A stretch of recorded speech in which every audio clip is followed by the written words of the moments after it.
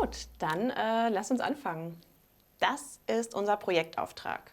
Gestaltet eine Möglichkeit für junge Menschen, um ihnen den Umgang mit Geld zu erleichtern. Und als erstes würde ich jetzt gerne mit euch zusammen mal diese Challenge genauer anschauen, dass wir einmal identifizieren, was sind die wichtigsten Elemente, die wir uns vorab jetzt nochmal gemeinsam anschauen sollten. Was steckt da für euch drin? Ich finde junge Menschen uneindeutig. Ich könnte mir vorstellen, dass das zu unterschiedlichen Ja, auf jeden Fall. Assoziationen führt. Ja, es sind sehr unterschiedliche Nutzerinnen und Nutzer damit gemeint. Aber auch dieses Thema der Kontext, der Umgang mit Geld, das kann Ja, das ist auch viel groß. bedeuten.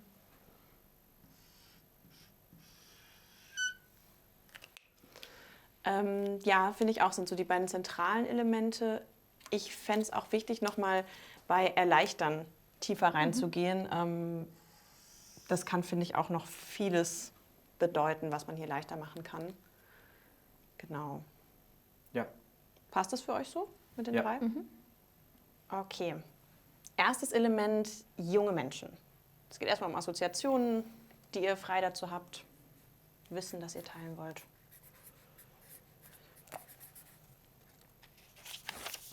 Für mich zählen Kinder dazu. Ich finde, junge Menschen wohnen in der Regel noch zu Hause. ich habe an Auszubildende gedacht. Das sind die, die oftmals das erste Mal ein bisschen mehr und regelmäßiger Geld haben. Das könnte so sein. Ich finde, es geht aber auch noch bis Studierende.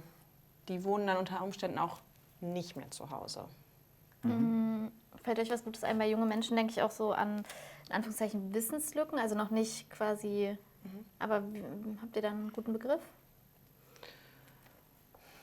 Also noch in der Lernphase? Schreibt das doch. Ja, Lernen? es geht so auch so ein bisschen in die Richtung. Also Jugendliche mit dem ersten Nebenjob. Also ich denke da schon mal an das Thema Geld, ne? Dass, wenn die das erste Mal auch Geld verdienen. Ja, genau, deswegen auch die Lernphase. Also noch so der Umgang ist vielleicht noch gar nicht Die müssen sich das auch damit vielleicht auch nicht selber auseinandersetzen. Noch nicht die eigene Verantwortung dafür. Ja. Oh ja, Verantwortung ist auch gut. Okay, wir können auch gleich nochmal zu ergänzen. Lasst uns auch schon mal, du hast jetzt ja eben auch schon den Übergang gemacht, Holger, zu Umgang mit Geld direkt mal rübergehen. Also gerne auch dazu Assoziationen mal.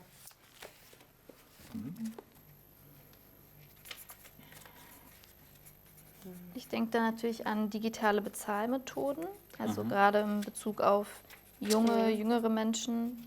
Digitale Bezahlung, na gut. Mit Bezahlmethoden meine ich. Also so zum Beispiel PayPal. Ah ja, zum Beispiel. Ja, stimmt. Also selbst auf dem Flohmarkt kann man mittlerweile mit PayPal zahlen. Stimmt. Und das wäre wahrscheinlich auch genau das, was junge Menschen machen. Also die Frage ist, tragen junge Menschen überhaupt noch Bargeld mit sich? Total, ja. Vielleicht aber genau das als Frage, ich kann es ja als Frage mal dazu schreiben. Ja. Voll. Generell sonst auch nicht nur das Thema Ausgeben, aber auch das Thema Sparen. Ja, genau. Die Frage, genau, beim Sparen frage ich mich, ab wann fängt man denn an zu sparen? Also nicht nur vom Alter, sondern auch, wenn ich ein junger Mensch bin und ich verdiene das erste Mal Geld, ab wann mache ich mir darüber Gedanken, selber Geld zu sparen? Ist es ein bestimmter Betrag, den man erreichen muss? Ist es eine bestimmte Regelmäßigkeit an Einkommen?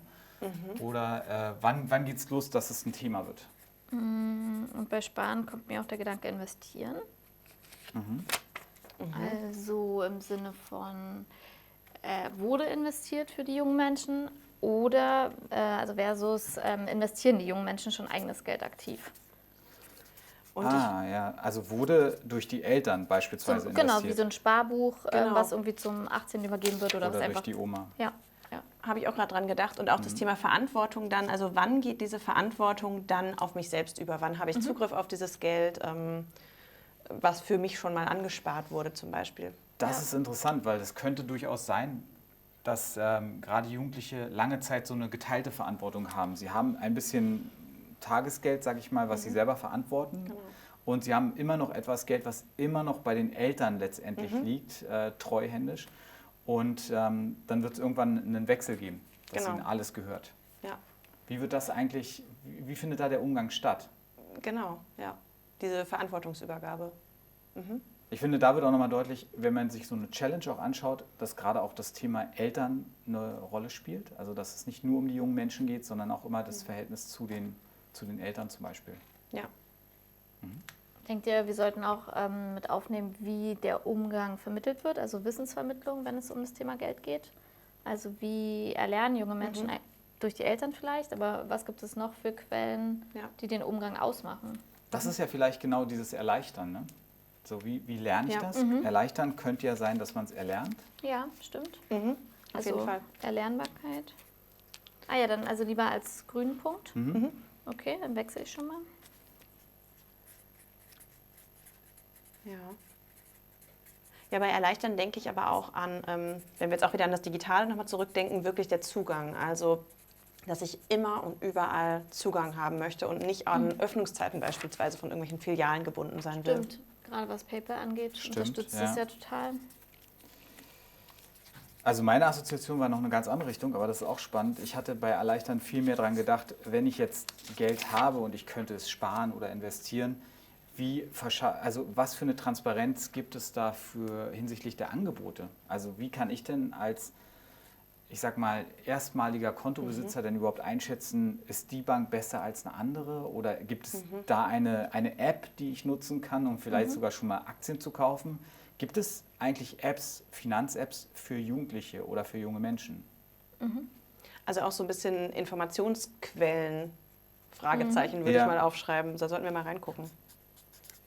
Ich würde auch wirklich mal gezielt nach Apps schauen, die sich an junge Menschen richten, hinsichtlich ihrer Finanzen.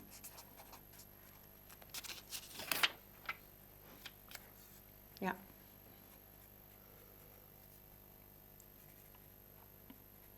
Und die Frage, die sich auch stellt, ist, also klar, für Eltern, gibt es da für Eltern auch Hilfe, um ihre Kinder ranzuführen an das Thema? Oder auch, was machen denn solche Sparkassen typischerweise da, wo oftmals viele ihr erstes Konto haben? Haben die spezielle Angebote, wo sie Kinder gewissermaßen zeigen, wie sie den Umgang mit Geld erlernen oder wie sie den Zugang erleichtern? Also auch zu schauen, mal, was bieten eigentlich Sparkassen beispielsweise an? Ja, und auch für ganz unterschiedliche Altersstufen vielleicht, weil junge Menschen, wir haben jetzt hier von Kindern bis Studierende, die haben ja auch ganz unterschiedliche Bedürfnisse daran. Da kommt mir auch noch der Gedanke wegen, weil wir über die Eltern viel sprechen, erleichtern.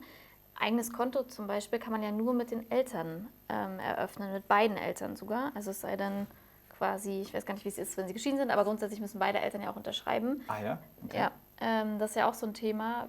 Vielleicht kann man da irgendwie den Zugang auch anders noch regulieren. Dass man sagt, ab, keine Ahnung, 16 beispielsweise. Ja, also ich nehme es einfach mal noch mit auf.